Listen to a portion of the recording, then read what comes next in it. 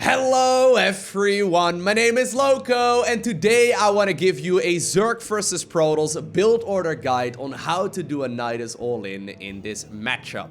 For those of you that have been watching the live stream, you may have realized that, I'll admit it, over the last week or so, I have been going for a ridiculous amount of cheese. And I have to be honest with you, my win rates have gone through the roof. Especially Nydus all-ins in Zerg versus Protoss seem to work like an absolute charm. Now, I want to preface this video by saying that I am not responsible for your MMR if like Protoss figures out a build to hard counter this, or if like a balance change doesn't allow you to go for this strategy anymore.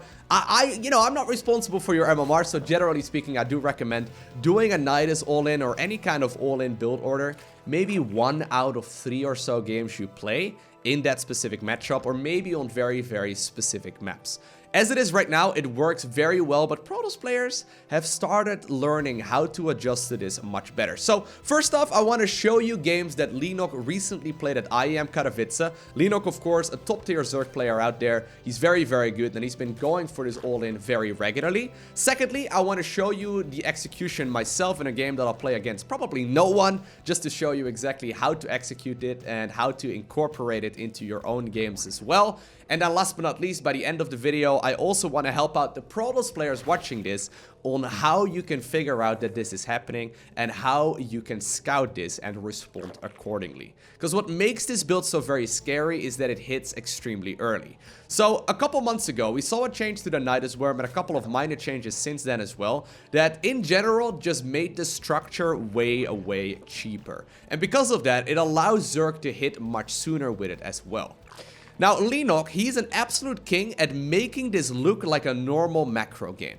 So, for example, in this game right here on year 0 against Trap, by the way, top level Protoss player, but he goes for the 3rd hatchery before he even scouts his opponent as natural. And that's one of the recent developments at high level ZVP that we've been seeing quite a bit, since 1-base all-ins aren't very common anymore from Protoss. Usually Zerg players like to go for the 3rd base before it can really be denied in any way, shape, or form. But what makes this so scary for Protoss, and I really want to reiterate that, is that it looks like a normal Zerg build. So, Leenock is indeed following this up right now with Metabolic Boost, and here's the first little deviation that he makes, okay? First off, after starting up Metabolic Boost, he left the drones in gas for as long as possible. Since you want to grab the lair as quickly as you can, leaving the drones in there is super critical. Okay, so the first links are out right here. They are meant to shoo away the scouting probe, which is the first important bit of information that Protoss can gather. The second scouting mechanic that Protoss has in order to figure out what's going on is, of course, the Adept. Now, the lair has now been started up here for our Zerg player, and he did make quite a lot of Zerglings here already. Now, I want to just take control of the replay for just a little bit and show what Trap has seen at this point. If you look at the vision of Protoss, Trap has seen, okay, drones were pulled out of gas, which I'll reiterate here in just a little bit as well after this game wraps up. But he saw a 3rd hatchery, he saw a couple more Zerglings than you might normally expect. But for all intents and purposes right now, this is a very normal ZVP. I mean, you've seen the 3rd base, right? What could possibly go wrong? Whereas, in reality, literally about a minute and like, I don't know, 10 seconds from now, a Nydus will be inside of the main base of Protoss, and he has absolutely no idea that this is happening.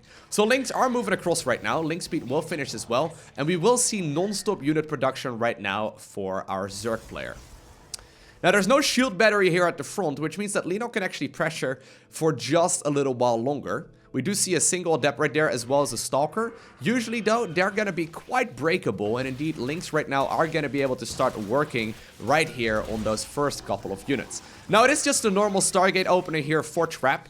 Activating that Pulsar beam right there is great for our Zerg player because it means that less energy is going to be available once the actual push hits. So all of these subtle little moves that Leenock makes are all meant to just try and slow down this Protoss player. Now in this case, the Stalker was just barely not in hold position after the Adept died, And that meant that apparently the Zerglings are going to be able to run around. And once again, it's activating a ton of energy right there on those oracles that Protoss has. In the meantime, in the camp of Zerg, as you may have already noticed on the production tab, the Nydus Worm is gonna finish up here in just a little bit. An Overlord is already in position right now as well. There's still a little bit of harassment here and there, but about 4.5 minutes into the game, a Nydus Worm is gonna go up inside of the main of Protoss, and Trap has no idea that this is happening right now. He is indeed putting the queens in first, which means they will pop out first. If, for example, Trap would find out what's going on, he would be able to just simply transfuse the Nydus as well if it was taking damage. But here we go. Queens are gonna indeed go into the main base of Protoss. Zerglings are flooding in right now, and this is way more than what Trap can deal with at this point in the game. So, before I jump into a match where I explain how to do this strategy yourself, I want to just look at this game a little bit more in depth. What makes this so strong is that this strategy is not very rigid. And what I mean with that is that if Leenock needs to make adjustments in order to make it look like a normal game, he will 100% of the time go ahead and do so. As long as he hits before like the 5-minute mark, it's fine. It's much more important that Protoss does not realize what's going on. And there's a couple of cute moments right here in the game if we go back to the earlier part of it as well. So first off, the first scout that Protoss could get is the amount of drones that continue mining gas. So if you look right here at the amount of gas available, we see indeed that right now Leenock is arriving at 100, and since the probe is still being pesky right here inside of the main base, he will soon pull those drones out. So you see right there, since the probe was harassing that mineral patch over there, Leenock didn't bother so much with like pulling the drones out immediately, but as soon as that probe moved, he pulled the drones out as well, just to make it look like it's once again a very normal opener. Now, as soon as the probe leaves the natural of Zerg, so he's not putting them back in immediately, he wants to make sure that the probe doesn't just turn back around right here as well. But as soon as that probe is gone, drones will go back into the gas and Leenock will continue mining. Secondly, as soon as the Adept shows up, there's another really beautiful move that Leenock utilizes that I really think is critical. And once again, it is just there to make it look like a very normal game. Okay, so the Adept comes up, and if the Shade were to see the timing of the lair, or the fact that additional gas is being mined, I think a bell would go off inside of the mind of Trap, and he would probably be able to start the counter and deal with this just fine. Here's what he does, and I love this. Leenock actually pulls the queen after it puts down a creep tumor off of creep. So look right here at the positioning of the queen, right? That means that Trap is forced to somehow around this area, or somewhere around this area rather, he's forced to activate the Shade ability of the Adept right here. And what ends up happening is that as soon as the Adept makes its way into the main base, the timer of it runs out. Zerglings are ready to surround it if it would have decided to commit, but that was not far enough right there for Trap to see the main natural, or the main base rather, turning into a lair. He only really saw the natural. And right there's nothing weird happening whatsoever. So pushing the queen off of creep right there is another beautiful move there by our Zerg player. Next up, that's Zergling aggression at the front. So I think he goes for about 20 or so Zerglings here in the early game. There's a couple more that I think are going to move across as well. But it's a whole bunch of Zerg units right here in the early game. They are mostly just meant to not get this Oracle across the map. If it was something of a different opener, maybe to like force another warp in with a couple more of these Protoss units. But he's trying to basically force the Protoss units to stay at home and for Protoss to warp in defensive structures in the natural. So right now with these Zerglings going over there, right? One of the Oracles is out of energy. Second one is going to be out of energy here as well. And this isn't even the real bit of aggression just yet. So it's all these little moves that allow Leenock to go for the push, and eventually the Nydus goes up in the main base. So the fastest possible time where a Nydus can go up is right around, I believe, 4 minutes and 20 seconds, okay? 420 Nydus, just remember that. Let me show you. So I think the easiest way to explain the build is by playing a game against no one. So I'm not playing against an opponent here, and for the purposes of this video, I've also temporarily disabled the Loko announcer, just so I don't confuse myself, but I also don't confuse you. Let me try and show you the cleanest version of the build that I can go for, while hopefully explaining what is going on as well. So you want to hit ideally as fast as you possibly can. That would mean, of course, that there's the least defenses for Protoss available as well. Now, Leenock in his games, he likes to go for a 17 hatch on the low ground. If you want to play this strategy on the ladder, I do recommend going for a 16 hatch, just because you don't know who you're going up against, and generally speaking, Protoss players have gotten really good at blocking the hatch. It's critical that you get it up right here in the natural, because otherwise it messes up basically everything. So 16 hatch on the low ground.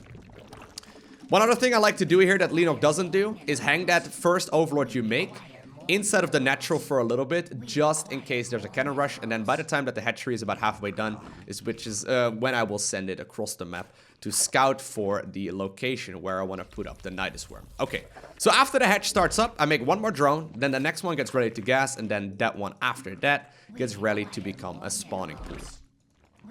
In order to go for the quick third hatch, the first drone you make goes towards the gas. The second one goes straight towards where you want to plant down the third base, and the rest from there go back to minerals. Once the extractor finishes up, you want to rally 2 drones in there as well that were previously mining minerals, and that will give you 3 out of 3. Okay, so I'll drone up right here until 20, which is where I'm going to halt droning for just a little bit. Gonna re-rally right here, send the overlord across the map to where I want to put up the Nydus as well, so we need to send that at least early enough, and then as soon as I can, I want to start up the third hatch as well. Okay, now we want to wait for just a little bit until the spawning pool is done, as we want to make at least a queen as well as 2 sets of Zerglings. So here we go, queen. As soon as the pool is done, there we go. And then also 1 set of Zerglings as well as a 2nd set of Zerglings. Okay. Now, obviously, if you need to pull drones off right now, this would be the moment. I'm not going to do it because I'm not going up against an opponent, and instead, I'll just start up Zergling speed. Now, the amount of drones you want to get is it's a little tricky to explain, honestly. I'm not entirely sure what's ideal. In a lot of the games that I've spectated Leenock playing, he generally speaking goes for, I think, like 5 or 6 or so in the natural. Sometimes, though, he gets more, so it's a little hard to pinpoint exactly what the reasoning behind that is. 27 Overlord, by the way, and then when this queen spawns, you want to put down 1 creep tumor right over there, so you can connect the third base very easily. Okay, once you reach 100 gas here, the second 100, you go for the lair. Now, obviously, you would be microing right now and go for a little bit of aggression here and there as well. But for the most part, from here on out, you can make extra queens and extra Zerglings as well. So I'll go with this overlord, or rather this queen, towards the main base. I'll make 1 extra queen here in the natural, and then when the third is finished up as well, I'll go ahead and make a 3rd queen too. So as you may have noticed, this build is not very rigid. It's more or less like a guideline. You want to really emphasize the timing of the strategy and the spending of the resources. Everything else is mostly reactionary play. Now you notice, by the way, if you start up the lair right at 100 gas, the 3 drones in 1 extractor are going to be enough to go up to exactly 150 gas, which I always thought was kind of beautiful. So if you start it up perfectly, right at 100 gas, you should have right around 150 gas as well by the time that this lair finishes up. And that's exactly right about right now, so I'll go ahead and put down the Nydus Worm as well. Queen will spawn here at the 3rd, I'll inject 1, send that 1 over here. Obviously, normally we'd be harassing right now with like 20 or so Zerglings. All links that come after the Nydus Worm goes up are gonna head straight towards where the worm is located as well. I'll just rally my Nydus, or my hatcheries rather, on top of the Nydus. We're sort of pushing right here in the front. This overlord here is already awaiting to put down the Nydus Worm. Usually I do like hotkeying as well, at least one of those networks, just so I can figure out roughly what's going on and do it a little bit more smoothly. But here we go, with the Nydus Worm finishing up at about 420. Want to put up the worm inside of the main base of the opponent and just simply, well, you guys were supposed to go in there as well. And just simply put it down inside of the main right here of our scary, scary Protoss. Alright. And that's basically where the aggression really starts heading off. Now, obviously, you need to strike him as fast as possible. If you wait for too long, right, and Protoss has more economy than you do, and usually it's gonna be like 44 probes versus maybe like 25 drones. It means you're on a timer. You need to strike and deal a lethal amount of damage right here. Because if you wait for too long, you're going to be in trouble. Now, if you saw your opponent was going for a Stargate opener, you're a-okay to go ahead and continue this push. Sometimes you have to hide the Overlord a little bit more to make sure you don't lose it and don't lose your spotter to throw up the Nydus Worm as well. If your opponent is going for example, a Twilight Council opener, you might have to go ahead and morph one of those Overlords into an Overseer in case of Dark Templar play. And then last but not least, if you're going up against someone who's going for an Immortal opener. Generally speaking, they might be able to stop the first Nydus Worm, but then the second one that you throw up right over here, so first one right over there, that one might be killed by one Immortal. The second one that goes down at the natural, which is why we have that second Overlord over here as well. Usually the Immortal cannot waddle off over towards the natural nearly as quickly. So you're trying to be really clever with where you put down the networks as well as the worms. Okay, so it kind of sounds like this build order is impossible to stop, right? It's not. Let me show you. If you go to the Battle.net forums right now, there's a lot of people complaining about this strategy. But if a Protoss player gets the proper scouting info, it's relatively straightforward to stop. So, what I've got for you here is a match between Neeb and Leenock. I do think that Neeb, leading up to the series, probably knew that there was a good chance that Leenock was at least going to go for one Nydus all-in. But there's two really important scouting mechanics that you have at your disposal in the early game of ZVP. First off, of course, we have the probe. The probe is critical. If you send the probe in and you see your opponent continues mining gas, immediately a bell should go off in your head. Now, this is something that's pretty easy to obviously fake if you are a Zerg player. You can just simply, pull the drones out if you notice that the probe is still around. But look, Neeb right here already being a nuisance with that first probe as well. He knows his opponent wants to grab a third nexus, or a third hatchery rather, real quick. So he's just trying to prevent that from happening. So your first scouting tool at your disposal is the probe. You want to just simply be as much of a nuisance as you possibly can be with that to try and throw Zerg players off of their build. Now your second scouting mechanic, and that one's even more important, is the Adept. The Adept can scout a couple things. And I know actually this is one of the things that I see a lot with Protoss players in, I guess below Master League.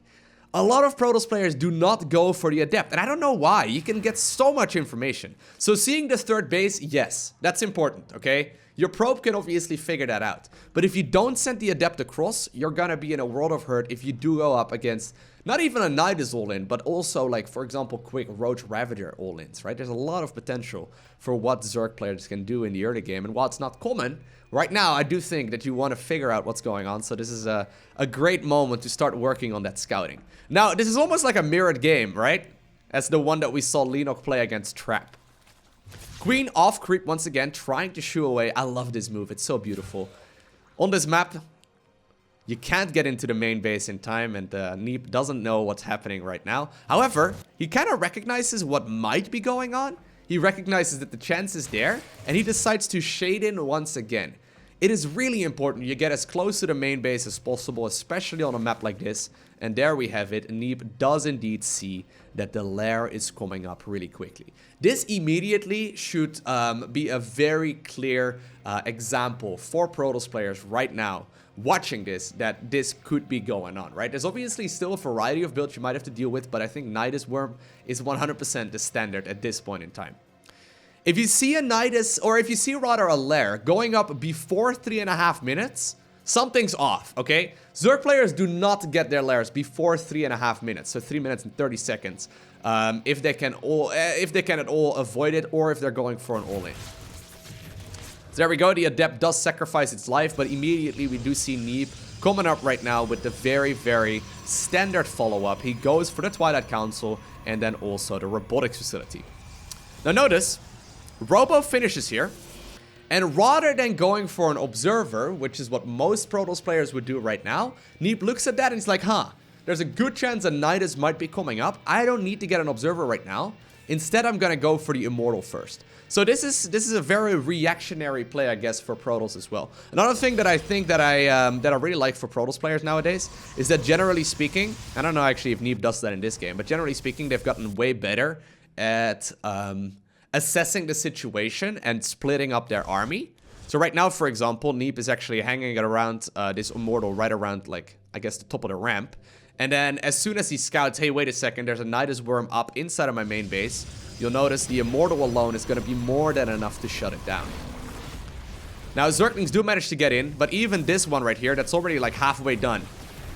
It's still going to be easily stopped right there with just one Immortal. And at this point, once you shut down the first couple, that economy advantage you have, so in this case, it's going to be 42 versus 25 drones. That economy advantage for Protoss kicks in, and it immediately does allow him to be in a much, much better spot. Now, I think this one, yeah, this one is just barely outside of that vision range. So Neep is not going to be able to kill that, but obviously the income discrepancy right now is massive, and Neep takes the supply lead right now. He goes for Archons and Immortals, and he shuts it down with ease. And while maybe one of them will finish, doesn't really matter too much because he's already going to have way too much right here for the Zerg player to deal with. And now I guess with a little bit of nice juggling, right? It's like a counter Hess style. Even without perfect defense, Neep still managed to hold this just fine. So just keep that one in mind, okay? If you see your opponent taking a lair before the 3.5 minute mark, something's wrong. You might want to go for a really quick Immortal, or at least die trying. I hope this video helped out some of you. I personally enjoy playing this strategy a lot.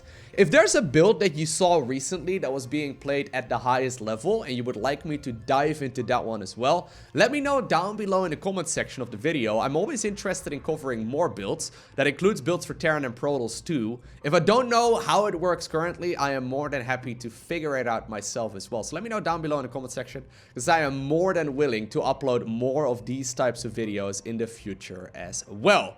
If you're new to the channel, make sure you hit the subscribe button as well as the little bell icon so you get notifications as soon as future content goes live. But for now, I want to thank you very much so for watching. Have an amazing day. Do not forget to smile alright, and I will see you once again in the next one.